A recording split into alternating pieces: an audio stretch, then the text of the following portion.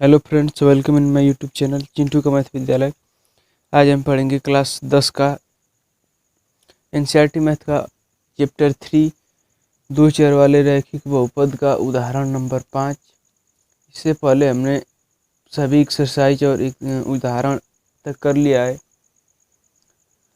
और आज हम पढ़ेंगे उदाहरण नंबर 5। तो आइए देख लेते हैं उदाहरण नंबर 5 में हमें क्या दिया है। उदाहरण नंबर 5 में हमें दिया है, ग्राफ द्वारा ज्ञात कीजिए कि निम्न समीकरण युग्म का हल नहीं है, अद्वितीय हल है अथवा अपरिमित रूप से अनेक हल है। और हमें दो समीकरण दिया है, 5x माइनस 8y प्लस 1 बराबर 0, ये समीकरण 1 है। और दूसरा समीकरण 3x माइनस 24/5y प्लस 3/5 बराबर 0। तो आइए इसे सॉल्व कर लेते हैं।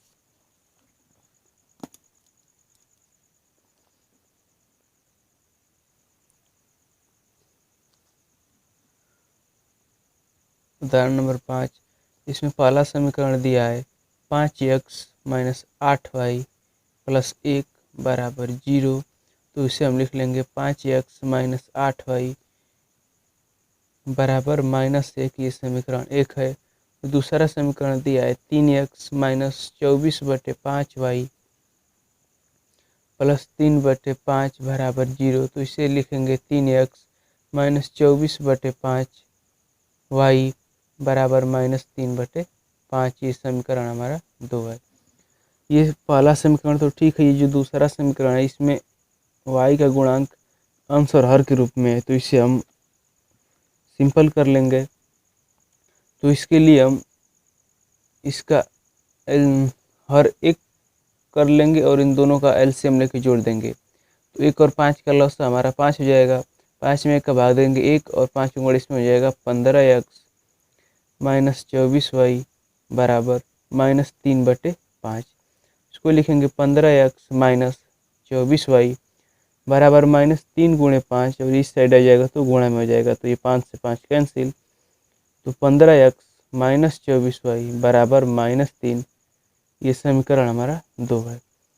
अब समीकरण मिल गया।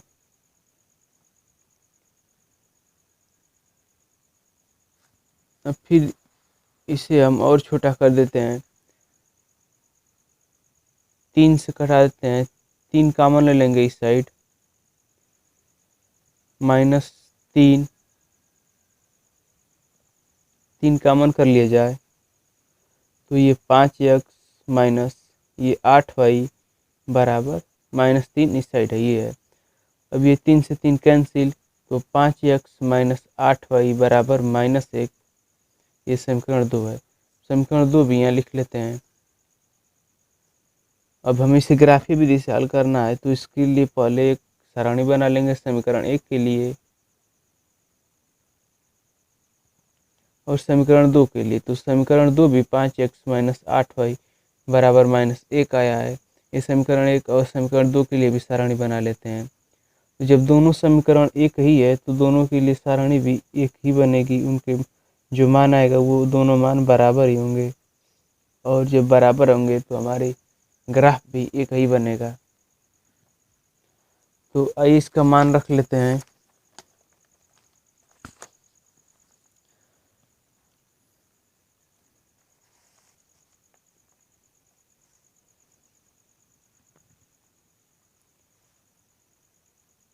यदि x बराबर हम यहाँ पे 0 रख देते हैं तो ये पूरा मान 0 हो जाएगा, और ये y में 8 का गुणा हुआ इस साइड आ जाएगा तो भाग हो जाएगा, तो y/8। जैसे इसको देख लेते हैं, 5x माइनस 8y बराबर -1 है। यदि x का मान 0 रख देंगे तो 5 गुणे 0 माइनस 8y बराबर -1, तो 8y बराबर -1 और y बराबर -1, -8 माइनस माइनस कट जाएगा, y बराबर 1/8 आ गया। तो y का मान हमारा 1/8 आ गया। तो जब दोनों समीकरण एक ही है तो जो ये मान आएगा तो इसको भी लिख देंगे 0, और y का मान 1/8। यदि x का मान 1 रख दिया जाता है, यदि x का मान 1 रख देते हैं, 5x minus 8y minus 1, x का मान 1 रखेंगे तो 5 में 1 का गुणा हो जाएगा, 8y बराबर -1, ये 5 माइनस 8y बराबर -1, -8, ये -1 है, ये भी -5 हो जाएगा। तो 8y बराबर -6, y बराबर -6 बटे -8, माइनस से माइनस, ये 3 बार 2 से कटा देंगे, ये 3 बार में कट जाएगा और ये 4 बार में कट जाएगा, तो y बराबर 3/4 आ गया। यदि x का मान 1 रख दिया जाता है तो y का मान 3/4 आ जाता है। x का मान 2 रख देते हैं, ये 5x, x की जगह पे 2 माइनस 8y बराबर -1 है, तो ये 10 माइनस 8y बराबर -1, -8y बराबर -1 और -10 हो जाएगा, -8y बराबर -11, तो 8 बराबर -11 बटे -y कट गया, माइनस से माइनस कट गया, y बराबर 11/8 हो गया। तो यदि x का मान हम 2 रखे हैं तो y का मान 11/8 आया है। तो दोनों समीकरण एक ही है, तो इसका भी मान वही हो जाएगा। यहाँ पे x का मान 1, y का मान 3/4, x का मान 2, y का मान 11/8। समीकरण 1 और 2 की हमने सारणी बना लिया। अब इससे हम ग्राफ खींचेंगे, तो आइए ग्राफ पे चलते हैं। ग्राफ पहले बना लेते हैं।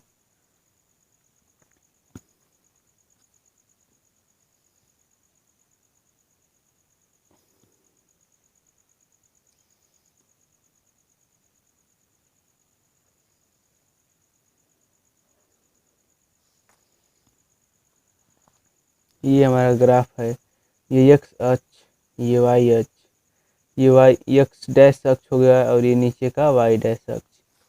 तो इसमें सभी मान धनात्मक है, तो सिर्फ ये पहले ही चतुर्थांश में इसको दर्शाएंगे। तो पहले ये पूरा मान इस पे लिख लेते हैं। y का मान 0 से 2 तक है, तो ये मूल बिंदु होता है, इसका निर्देशांक 0,0 होता है। यहाँ पे y का मान भी 0 होता है और x का मान भी 0 होता है। पहले 1, 2, 3, 4, 5 तक सिर्फ इसमें दर्शा लेते हैं।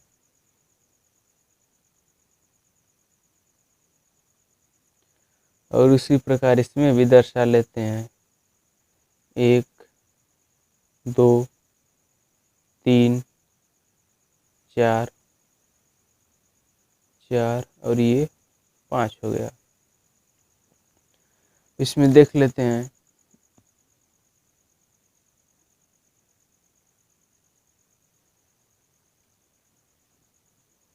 अब हमें इसका मान हमें रख लेते हैं इसमें ग्राफ में। तो x का मान 0 है, तो x का मान तो 0 रहेगा और y का मान 1/8 है। 1/8 का मतलब हमारा 1 से भी कम चला जाएगा।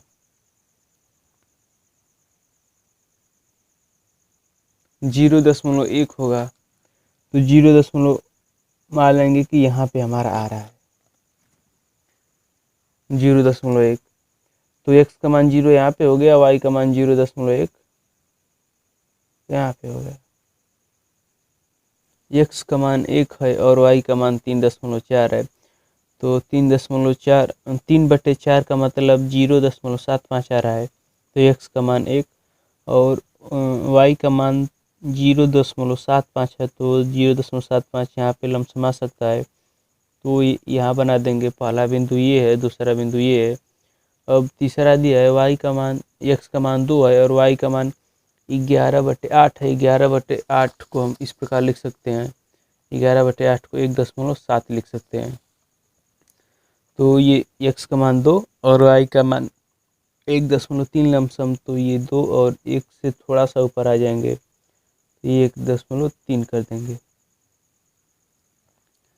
अब समीकरण 1 की भी जो सारणी है यही है और समीकरण 2 की भी सारणी यही है, तो दोनों रेखाएं इसी बिंदु पे मिलेंगी, तो इससे एक हम ग्राफ खींच लेंगे।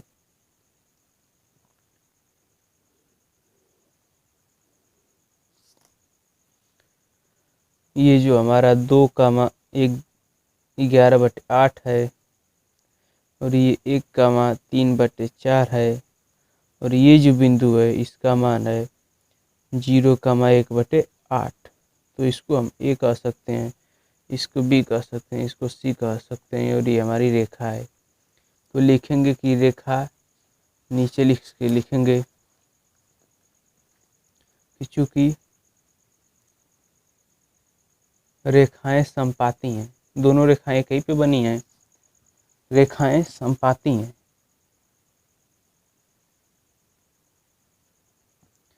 रेखाएं समपाती हैं, इसलिए इसका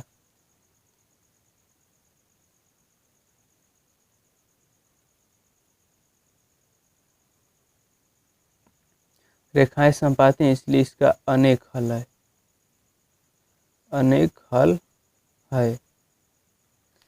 तो ये हमारा उदाहरण नंबर 5 कंप्लीट हुआ।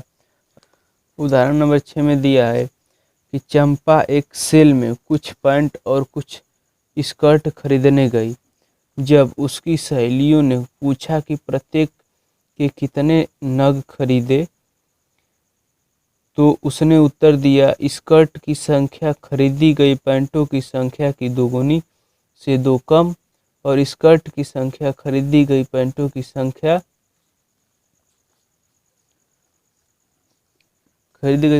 संख्या की 4 गुनी से 4 कम है।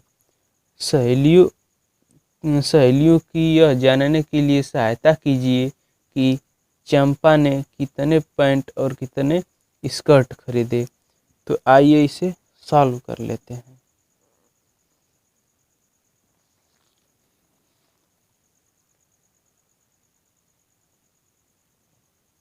उदाहरण नंबर 6,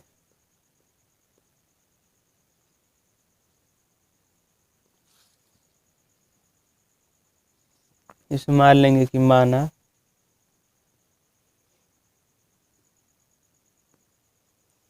पैंटों की संख्या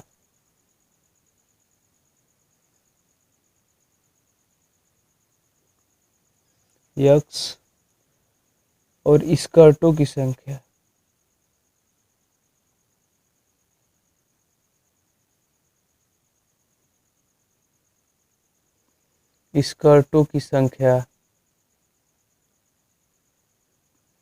बराबर y।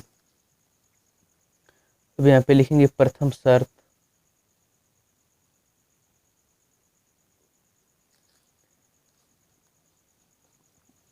प्रथम शर्त में कही है कि स्कर्टों की संख्या खरीदी गई पैंटों की संख्या की 2 गुनी से 2 कम है। तो x और y लिखेंगे।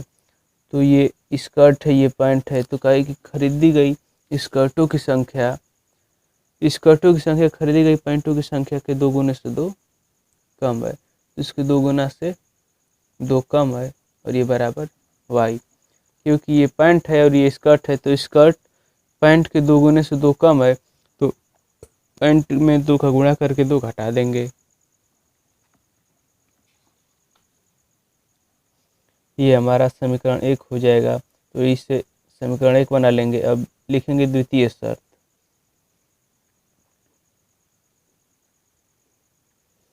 द्वितीय शर्त में कहा है कि स्कर्टों की संख्या खरीदी गई पैंटों की संख्या की 4 गुने से भी 4 कम है। तो x और y लिख देंगे। तो इसमें इस बार कहा है कि खरीदी गई स्कर्टों की संख्या खरीदी गई पैंटों की संख्या के 4 गुने से भी 4 कम है। तो इसका 4 गुना और इसमें से 4 कम कर देंगे, बराबर स्कर्टों की संख्या हो गया। ये समीकरण 2। अब समीकरण 1 और 2 से हम ग्राफ खींचेंगे। तो लिखेंगे 2x माइनस 2 बराबर y, समीकरण 1। तो इसके लिए एक सारणी हम बना लेंगे।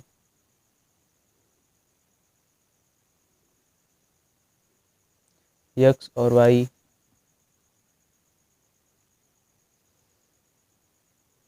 और समीकरण 2 के लिए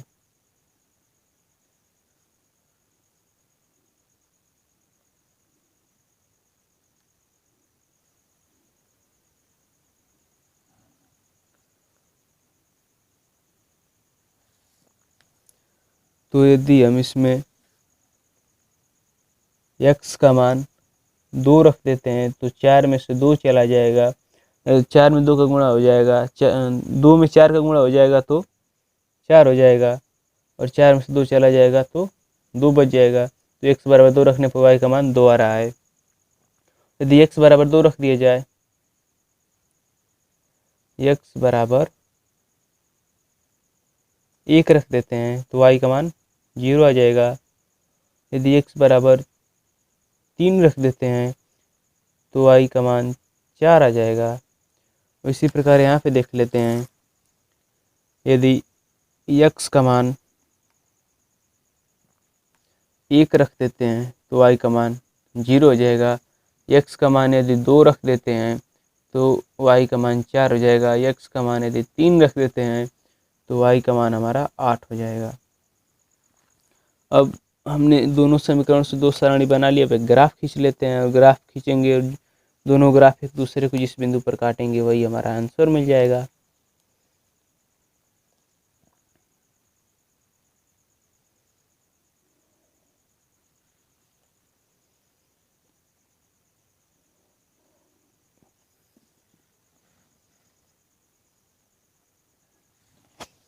ये y अक्ष, ये x अक्ष, ये x डैश और नीचे y डैश। तो ये हमारा मूल बिंदु 0, 0। अब इस पे x और y का मान हम लोग दर्शा लेते हैं।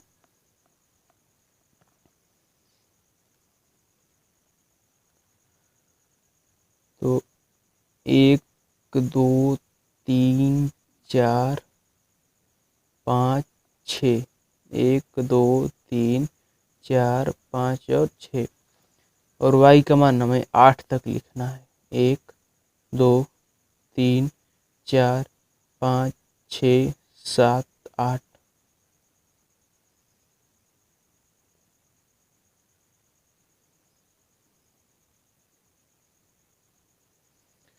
अब इसमें जो हमें पहली सारणी है, इसमें x का मान 2 तो y का मान भी 2 हमें यहाँ पे मिल रहा है। x का मान 1 और y का मान 0। x का मान 1 और y का मान 0 यहीं पे हो जाएगा इस बिंदु पर। और x का मान 3, y का मान 4, x का मान 3, y का मान 4 यहाँ पे हमारा मिल जाएगा। तो x का मान 1, x का मान 3 यहाँ से और y का मान 4 यहाँ से हमारा मिल गया। तो इससे एक हम रेखा खींच लेते हैं पहले।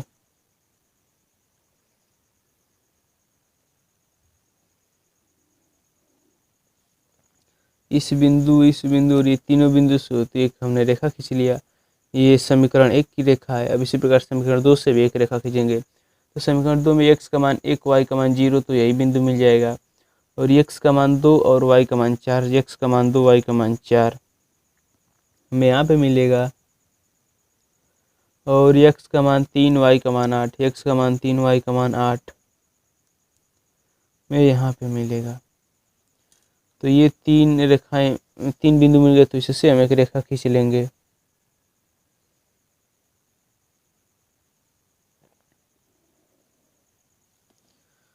एक बिंदु ये है ए बी सी, और इसको यम और इसको एन कर देंगे। तो ये समीकरण 1 की रेखा है। तो समीकरण लिख सकते हैं 2x - 2 बराबर y, और इस पर समीकरण लिख देंगे 4x - 4 बराबर y। तो समीकरण 1 और समीकरण 2 की रेखा है।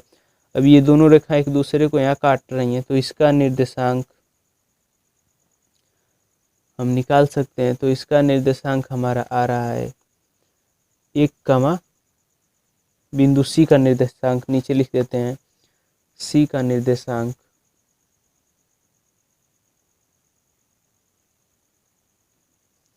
बराबर 1, 0 है। 1, 0 है तो निर्देशांक x, y के रूप में लिखा जाता है। तो यहाँ से x का मान 1 और y का मान 0 आ गया।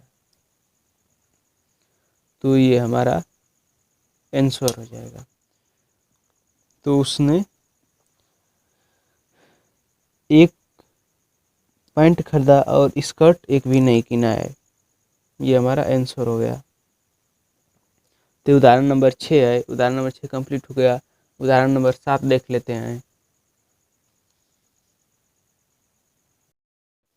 उदाहरण नंबर 7 में कहा है कि प्रतिस्थापन विधि से निम्न रैखिक समीकरण युग्म को हल कीजिए। तो एक समीकरण 7x माइनस 15y बराबर 2 और दूसरा समीकरण 2x प्लस 2y बराबर 3। तो आइए इसे हल कर लेते हैं। तो उदाहरण नंबर 7 हमें हल करना है। तो यहाँ से लिखेंगे उदाहरण 7। एक समीकरण 7x माइनस 15y बराबर 2 और x प्लस 2y बराबर 3। इसे हमें प्रतिस्थापन विधि द्वारा हल करना है। तो यहाँ से x का मान इस रूप में हम कर लेते हैं। एक चर का मान दूसरे चर के मान में कर लिया जाता है। तो x का मान लिख देंगे, x बराबर 3 माइनस 2y हो जाएगा समीकरण 2 से। इस 2y को हमने पक्षांतर कर दिया तो x बराबर 3 माइनस 2y हो गया। अब इस x का मान समीकरण 1 में रख देंगे। तो लिख देंगे x बराबर 3 माइनस 2y रखने पर। तो 7 गुणे 3 माइनस 2y माइनस 15 बराबर 2। तो ये 21 माइनस 14y माइनस 15y बराबर 2। तो ये 21 इस साइड चलाएगा और ये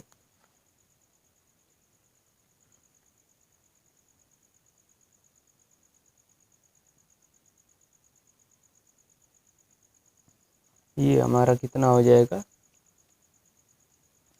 ये माइनस और माइनस दोनों जोड़ देंगे तो माइनस 29y बराबर ये 2 और इस साइड आ जाएगा तो माइनस 21। तो माइनस 29y बराबर माइनस 19 हो जाएगा और y बराबर माइनस 19/29। माइनस माइनस कट गया, y बराबर 19/29 आ गया। जब y बराबर 19/29 आ गया तो समीकरण 1 में उसका मान रख देंगे। समीकरण 2 में तो लिखेंगे y बराबर 19/29 रखने पर। तो x बराबर 3 माइनस 2 गुणे 19/29। तो x बराबर 3 माइनस 38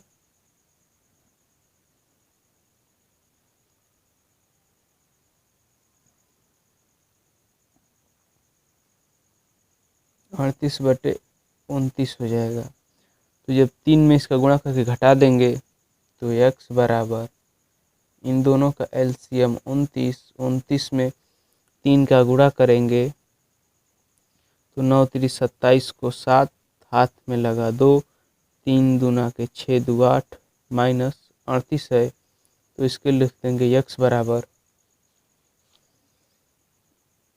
39/29। तो y बराबर 19/29 और x बराबर 39/29 ये हमारा आंसर हो जाएगा। तो उदाहरण नंबर 7 हमारा कंप्लीट हुआ। उदाहरण 8 देख लेते हैं कि इसमें क्या दिया है कि प्रश्नावली 3.1 के प्रश्न संख्या 1 को प्रतिस्थापन विधि से हल कीजिए। तो आइए इसे हल कर लेते हैं।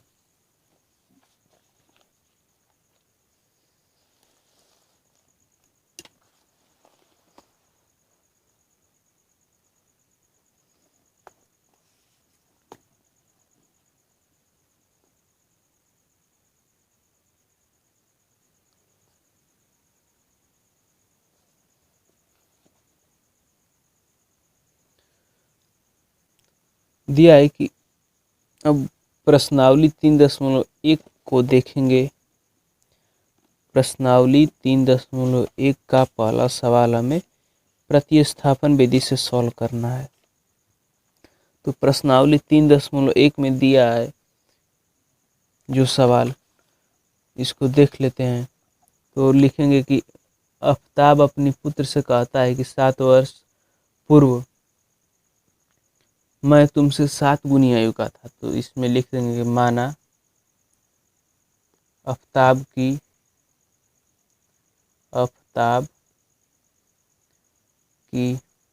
वर्तमान आयु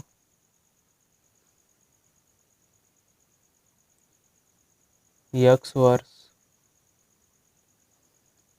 और उसके पुत्री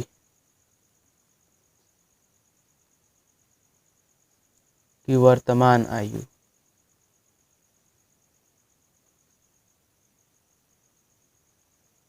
बराबर y वर्ष। अब प्रथम शर्त में लिखेंगे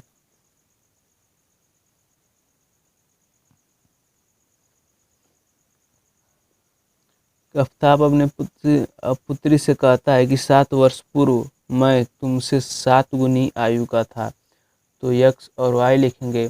तो 7 वर्ष पूर्व का है तो इस उसके पुत्री से भी 7 और उसके में से भी 7 घटा लेंगे। कहा है कि 7 वर्ष पूर्व, ये दोनों 7 वर्ष पूर्व चले गए। कहा है कि मैं 7 गुनी आयु का था, तो ये आफ्ताब 7 गुनी आयु का था तो उसके पुत्री में 7 का गुणा कर देंगे और दोनों पक्ष बराबर कर देंगे।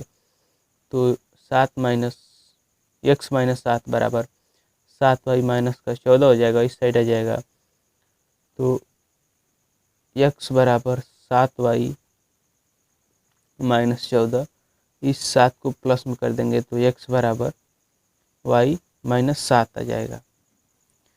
ये 14 में से 7 चला गया, सॉरी ये 7 में 7 का गुणा होगा तो ये 49 हो जाएगा। और ये 49 में से 7 चला जाएगा, घटा देंगे। 49 में से 7 को हम घटा देंगे तो हमारा 42 आ जाएगा। ये समीकरण 1 है। अब द्वितीय शर्त में लिखेंगे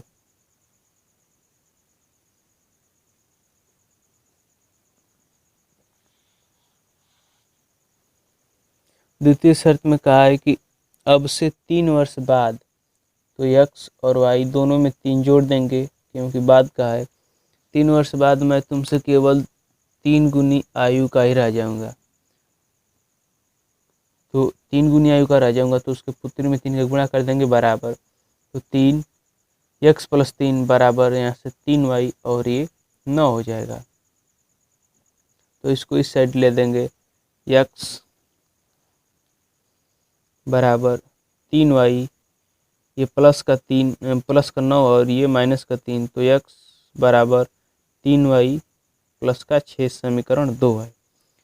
अब यक्स का मान समीकरण 1 या 2 में हम रख देते हैं, तो यहाँ से लिख देंगे समीकरण 1 में यक्स का मान रख देते हैं। तो समीकरण 1 क्या दिया है कि यक्स बराबर 7 वाई माइनस 42 से समीकरण 1 है। तो वहीं पे हम लिख देंगे कि यक्स बराबर 3 वाई प्लस 6 रखने पर, तो इस साइड ये हो जाएगा 3 वाई प्लस 6, क्योंकि एक्स की जगह हमने इतना रख दिया बराबर ये 7 वाई माइनस 42 समीकरण 1 है। तो इसको इस साइड ले देंगे, इसको इस साइड, तो 6 प्लस का 42 बराबर ये 7 वाई माइनस 3 वाई, तो ये 48 बराबर 7 में से 3 चला जाएगा तो 4 वाई। अब इससे ले देंगे 48 बटा 4 बराबर वाई, तो 4 एकम 4 वाई, 4 दूना 8, तो वाई बराबर 12 आ गया। जब वाई बराबर 12 आ गया तो समीकरण 1 या 2 में उसका हम मान रख सकते हैं। तो ये समीकरण 2 में इसका मान रख देते हैं, तो समीकरण 2 दिया है एक्स बराबर 3 वाई प्लस 6 समीकरण 2 है। तो यहाँ से लिख देंगे वाई बराबर 12 रखने पर, तो एक्स बराबर 3 गुणे 12 प्लस 6, तो एक्स बराबर 12 त्याई 36 प्लस 6, तो एक्स बराबर 42। तो यहाँ से आफ्ताब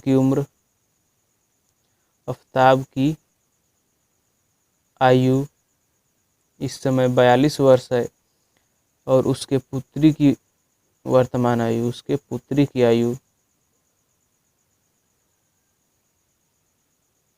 बराबर 12 वर्ष है। तो उदाहरण नंबर 8 था, ये हमारा कंप्लीट हुआ। अब उदाहरण नंबर 9 देख लेते हैं।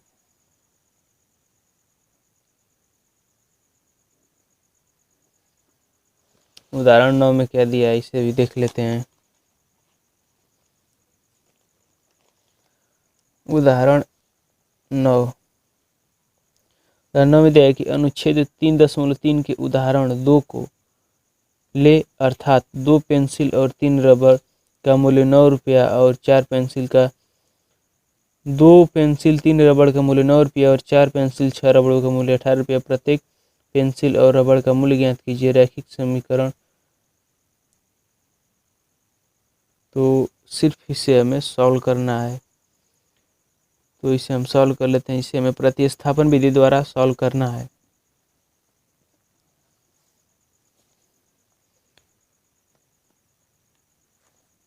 तो इसमें लिख लेते हैं, माना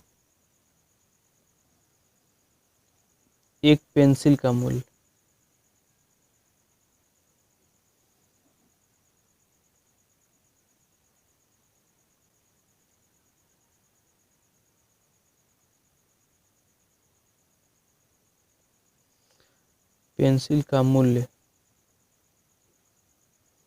बराबर 100 रुपया और एक कलम का मूल्य, नहीं रबड़ है तो एक रबड़ का मूल्य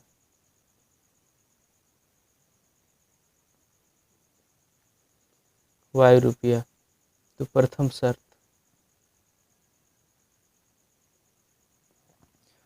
शर्त में कहा है कि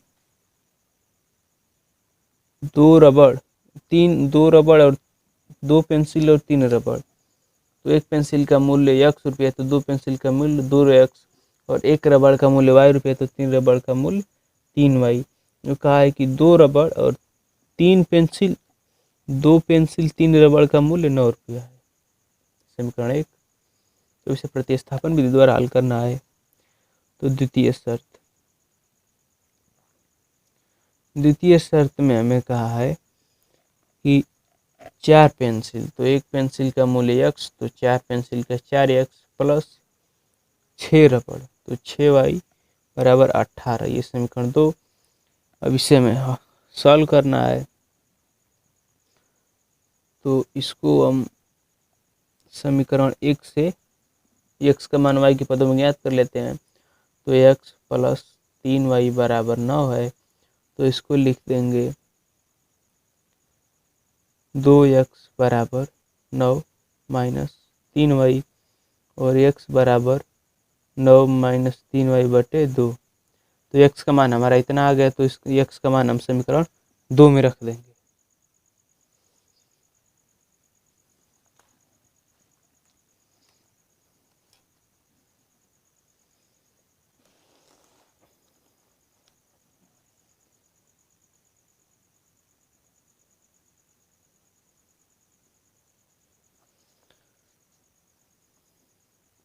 तो समीकरण 2 हमारा दिया है 4x प्लस 6y बराबर 18।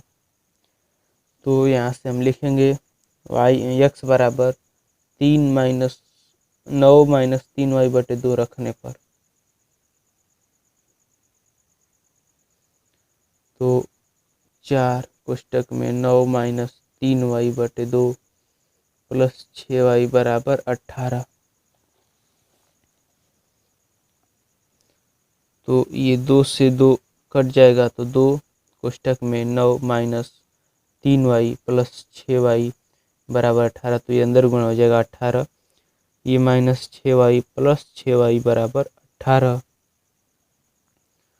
तो ये माइनस माइनस कट गया, 18 बराबर 18।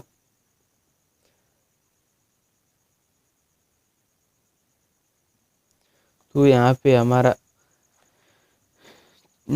y से y हमारा कट गया और 18 बराबर 18 आ गया। तो ये लिख देंगे कि यह कथन y के सभी मानों के लिए सत्य है यद्यपि y का कोई मान नहीं मिला। तो लिख देंगे कि हमें y का कोई भी मान नहीं मिला, इसलिए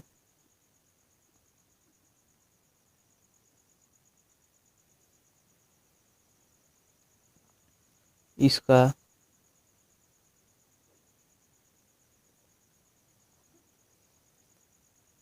हल नहीं है। जब y का कोई मान नहीं मिला तो इसी प्रकार जब हम x को भी बराबर करेंगे तो x भी आपस में कट जाएगा और x का भी मान कुछ नहीं मिलेगा। तो ये हमारा उदाहरण नंबर 9 कंप्लीट हुआ।